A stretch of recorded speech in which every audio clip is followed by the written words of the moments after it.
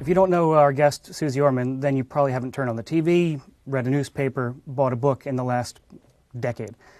She's got her own show on CNBC.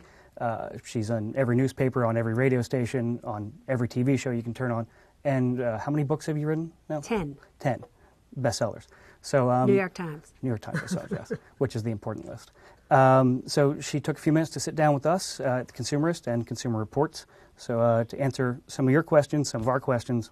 So let's have at it. One of the criticisms of you, or questions at least, is that some of them think that your savings ethic is a little draconian. That they seem to say that you'd rather people give up luxuries, even if they can afford them, in favor of saving. Now, what do you have to say to that? I would say, if they think that's draconian, to be able to have a safety net at a time when they need one, because everything is absolutely uncertain when it comes to the United States of America. It can be any idiot out there who bought a home, and then now 1 out of 4 of you are underwater in that home. Many of you haven't worked in 2 years. So yeah, you could go out and you could buy everything while you're making money, and you could assume that you don't need a safety net. But if God forbid you lose your job, if God forbid you get sick, if God forbid reality hits you smacks upside your head, you're going to wish and pray and hope that you had listened to me. So you don't have to listen to me. Go out there and spend all the money that you want. Go out there and spend every penny you want. But you better pray, wish, and hope that 100% of everything you do never goes wrong. Because when something goes wrong, that's when the safety net is there. Now, if people listened to me in 2006 and 2007, it would have gotten them through 2008, 2009, and 2010. What is one key piece of advice for people that have no safety net anymore, either didn't have it to begin with or have eaten through their safety net? Mm-hmm. Is there 1 or 2 key things that you can tell them? Yeah, here's what you need to understand. If you're working and you don't have enough money to pay your bills while you have a paycheck coming in, how are you going to pay for those exact same bills later on in life when you no longer have a paycheck coming in? The only way you're going to be able to do that is through retirement accounts and savings. So the time to start saving and cutting back is while you are making money. So I don't care whether it's $50 a month, $25 a month, $10 a month. $10 is more than nothing. $100 is more than $10. So if you can't do it all at once, which I know you can't, you have to do something. And the best thing you can do, even more now than accumulate money, is to pay down your debt. Stop spending money you don't have to impress people you don't even know or like. So if you can get rid of your debt, then your expenses go down. If your expenses go down, you have more money that you can save. So the key, if you don't have money to save, you start with getting your debt to go down. So stop buying and start paying off your debt. Now, I get that they're not going to like that. They want to consume. You want to look cool. You want to be able to do these things. But I'm telling you, that's what you need to do if you want to live a life. Yeah. Oh, a number of our readers did say that what they did for themselves, and it's along those lines, they were automatically having stuff put into savings accounts. And then they were saying, well, I can live on that $100 less a week. So here's the law of money. The more you make, the more you spend.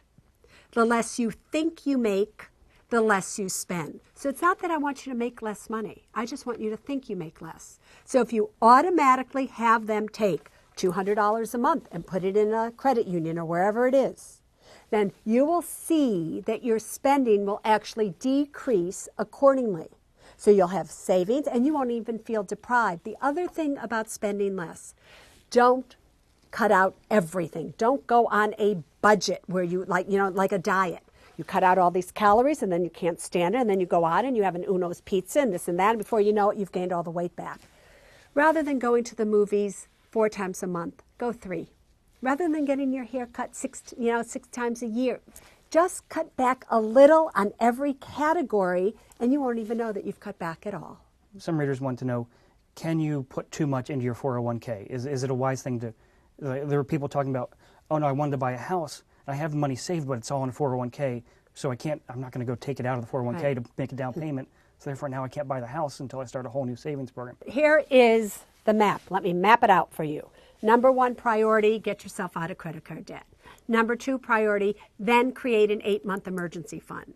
After you have an 8-month emergency fund, or as well as creating an 8-month emergency fund, do a Roth IRA. A Roth IRA, you can take money out of a Roth at any time you want without taxes or penalties if we're talking about the money that you originally put in. If you have a 401k plan at work or a Roth 401k plan at work that matches your contribution, then you should, no matter, before all of these, you should actually sign up for that, because that's free money, but only up to the point of the match. Now, when you have a family, when you have a spouse or children, does that emergency plan, does the formula for that emergency plan change? Do you have to think longer term in terms of months or more in terms of an amount? Here's what you really have to think of when you have children. Do you have a will? Do you have a trust? And how much life insurance do you have? And who is the beneficiary of your life insurance policy? Number 1. Every single one of you, I don't care how old you are and how little you may think you have, you need not only a will, but you need a living revocable trust as well, an advance directive and durable power of attorney for health care. You need those in place immediately. Besides that, term insurance is the only type of insurance that you should be looking for if you're looking at life insurance, unless you have an estate tax planning problem. So term insurance is the way to go. If you're in your 20s or 30s, you can get $1 million policy, 20-year level term for like $20 some odd a month. You have to remember, however, that children cannot inherit money if they're a minor. So do not go leaving your minor children as the beneficiaries to these life insurance policies. The latest numbers that came out the other week showed that more people are using their credit cards now than they were a few months ago.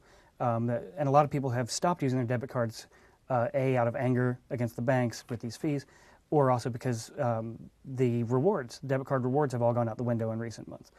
While this is good for those people who are responsible at paying off their credit cards, does it worry you that we're going to see an increase in the number of people who are delinquent in credit cards? Yeah, listen, credit cards, period, worry me. Credit cards were never really meant for people to go out and buy things and then pay little by little by little until you could own it. I am draconian. Now we're going to see somebody who's really old-fashioned. I think you buy something, you have the money to buy it, or you really need to think twice about buying it. Now, obviously, a car, a home, maybe a dishwasher or a washing machine or whatever it is that you need. All right, maybe you have to finance those. Okay, maybe on a credit card or whatever it is.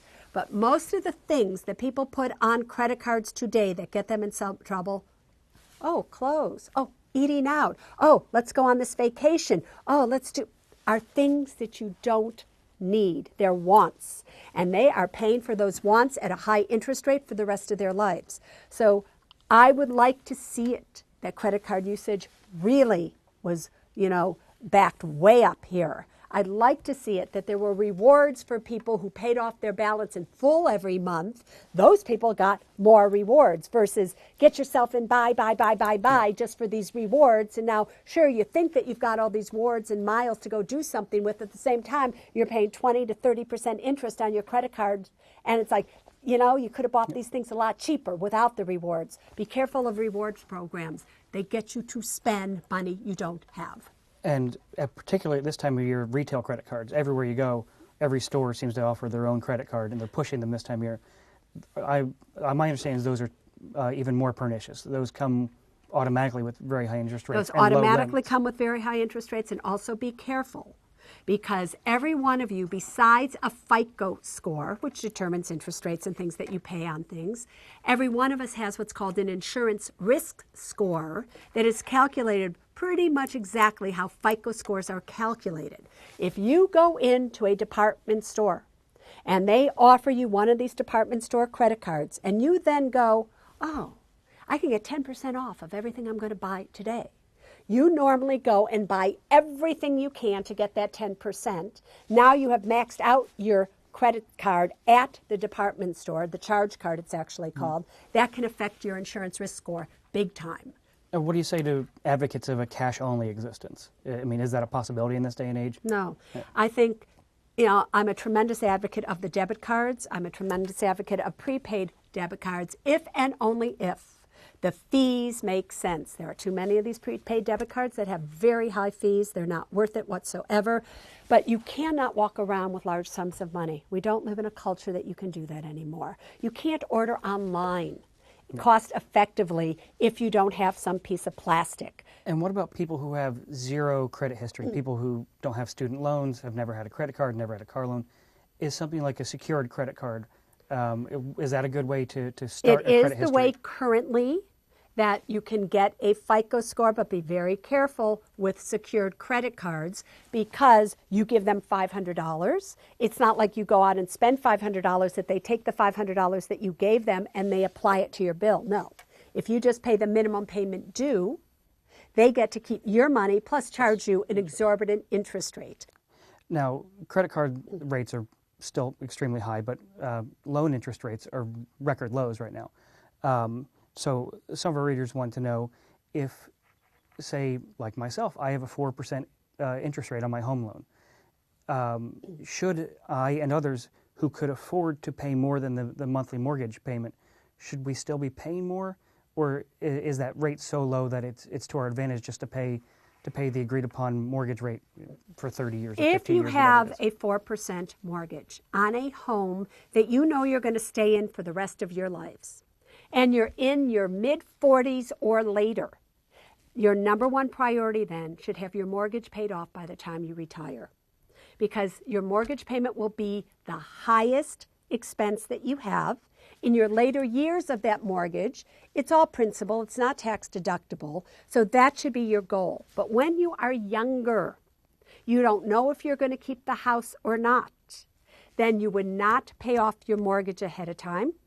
There, I would rather see you get rid of your student loan debt, get rid of your credit card debt, get rid of any personal debt that you have, build your emergency funds, build your retirement accounts, and use compounding of time over here. In terms of prioritizing debt, credit card debt would usually go first because it's the highest percentage rate. Not necessarily. What would be then? Student loan debt. Student loan debt? Because, again, remember, credit card debt is unsecured debt. If you really get into trouble, you can claim bankruptcy on your unsecured debt. Student loan debt is debt that cannot be discharged in bankruptcy. So there are many students out there that have a 6.8% interest rate on their Stafford loans. Maybe they have a plus loan at 7.9 or 8.1. That's a high interest rate on debt that can never be discharged in bankruptcy.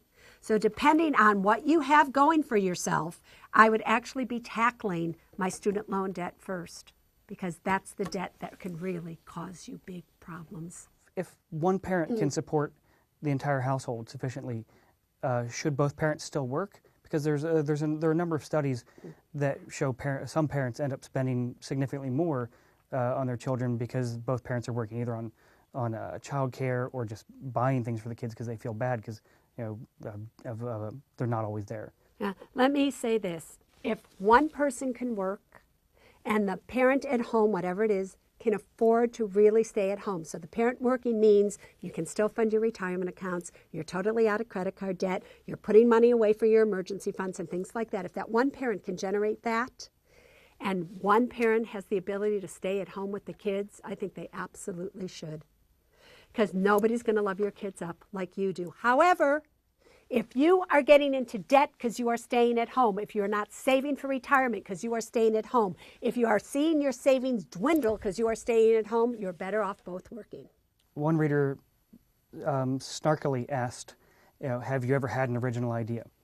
And as other readers then point out to that person, so much of personal finance, it is common sense, isn't it? It is like weight loss or things like that where there's all sorts of tricks and people want to teach you all sorts of other lessons, but it seems to be the same things repeated over and over again, and people just aren't listening. Here's what I would say to that snarky little reader. I'm going to slap him upside his head as well. Could have been a female. Right, could have female, but I doubt it. Right? Is that how well are they doing financially speaking, really? Maybe I don't have original ideas, but what I do have is an original way of how to express what people need to learn. I have a way of saying something that people understand. So they've been hearing this over and over again for years, but they've been hearing it from people in pinstripe suits, and that are doing this and that talk about it in this language that's very dry and boring and could put you to sleep in 3 seconds. There is nothing about me that is boring. Everything about me is exciting and vibrant and alive. And I say it the way I dress, the way I look, the way I express myself. That's original. So boyfriend, you are so denied. I can't even tell you. Go get an original thought like anybody has an original thought today. I don't think so. I think that's a perfect way to end this. Thank you so much for coming, Suze. All right, It's sweetheart. been a real pleasure. All Thank right, you. bye-bye. Bye.